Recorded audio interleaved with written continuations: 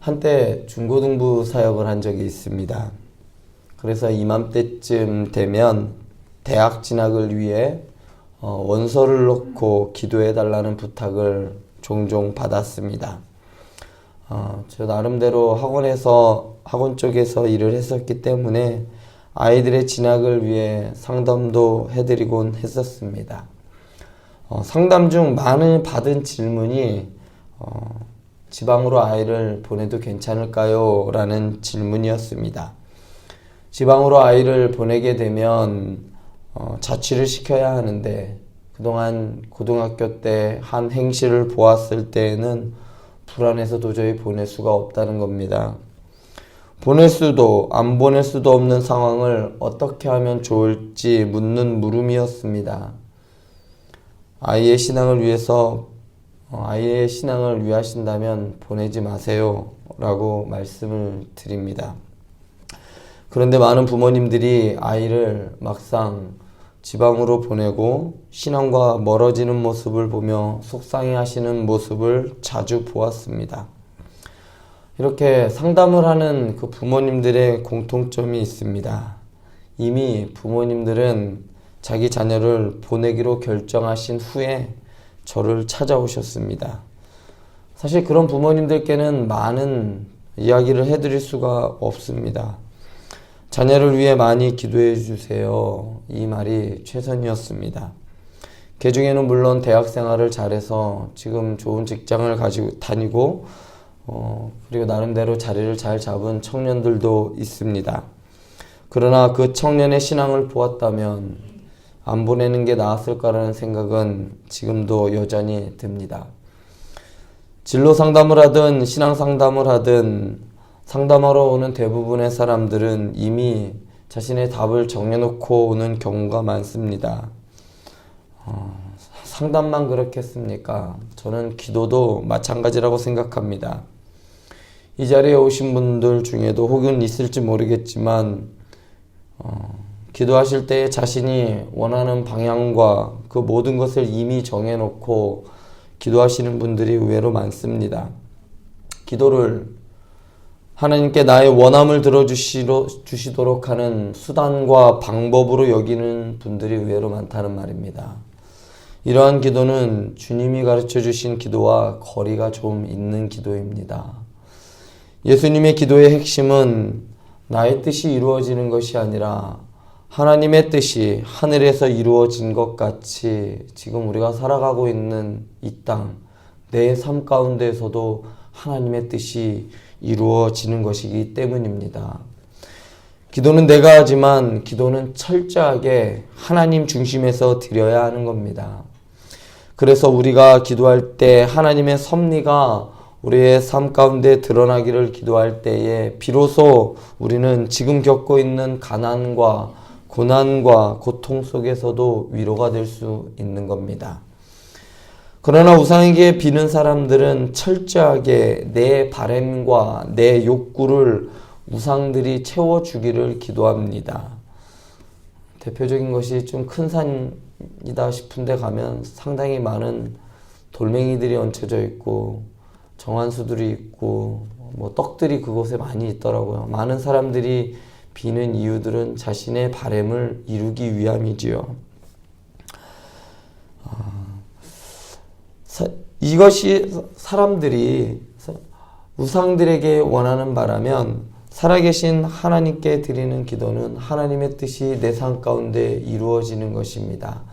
그래서 우상들에게 기도하는 것과 하나님께 기도하는 것의 차이는 바로 이 점에 있습니다. 그러면 사사시대의 사람들은 어떠한 형태의 기도를 했을까요? 오늘 말씀을 통해 사사시대, 그러니까 이스라엘 백성들의 기도를 살펴보면서 우리의 기도와 어떤 점이 같고 어떤 점이 다른지를 살펴보면서 바른 기도의 모습을 우리가 살펴보았으면 좋겠습니다. 이스라엘 백성들이 40만의 군사들을 모았어요. 그리고 그들은 베델로 올라가서 하나님께 묻습니다. 즉 기도를 하였습니다. 다 아시겠지만 베델은 하나님의 제단, 여호와의 제단이 있는 곳이었기 때문에 베델에 모여서 하나님께 하나님의 뜻을 묻는 것은 어쩌면 당연한 겁니다. 더욱이 모인 숫자가 40만이나 되는 많은 군사들이 모였음에도 불구하고 바로 쳐들어가서 전쟁을 일으켜도 과하지 않을 만큼 그렇게 충분한 많은 사람들이 모였음에도 불구하고 하나님께 묻는 것은 어찌 보면 신앙적인 모습처럼 보일 수 있습니다.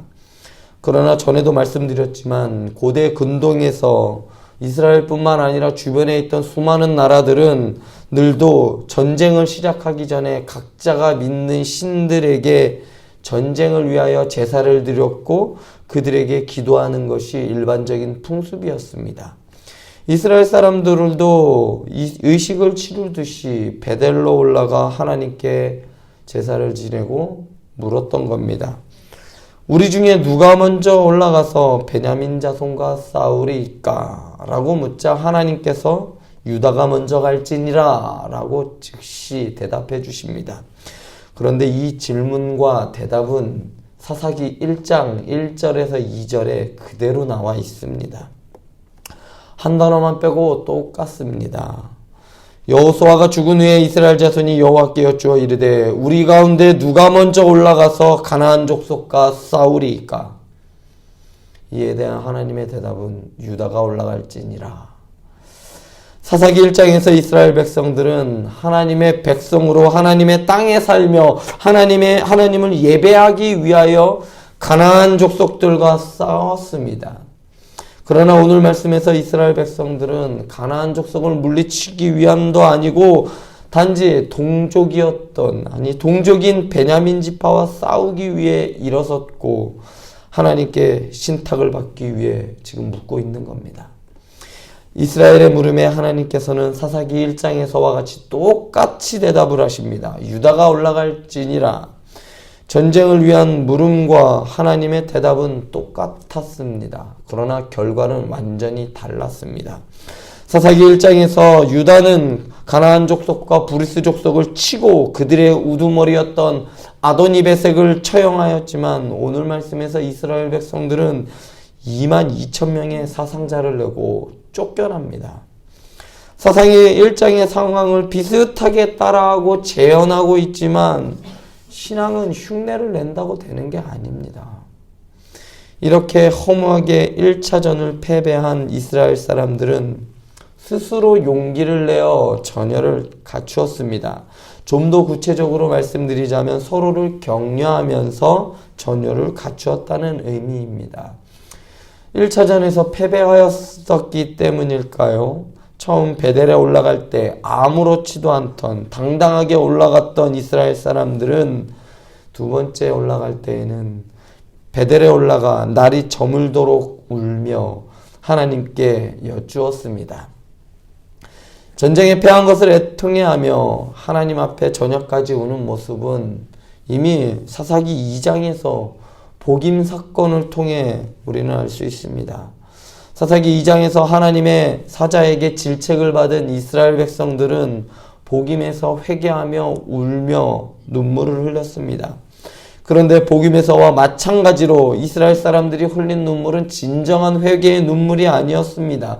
이스라엘 백성들이 오늘 말씀에서 흘린 눈물은 고통과 좌절과 분노에서 나온 것이에요. 전쟁 때문에 졌기 때문에 내 형제들, 내 동생들이 죽었기 때문에 그 아픔에서 오는 고통이었지 진정한 회개와 탄식에서 나오는 눈물은 아니었습니다. 그리고 두 번째로 묻습니다. 내가 다시 나아가서 내 형제 베냐민 자손과 싸우리이까? 첫 번째 하나님께 했던 질문과 달리 두 번째 질문에서는 베냐민 자손이라는 말을 추가합니다. 이 베냐민 자손을 내 형제라는 말로 바꾸어 추가를 해요. 다른 사람 대하듯 하다가 내 형제라고 대답하는 것은 전쟁의 패배를 통해 뭔가 깨달은 것 같아요. 그래서 베냐민이 아니라 내 형제라고 좀 더 사실을 구체적으로 보게 됩니다.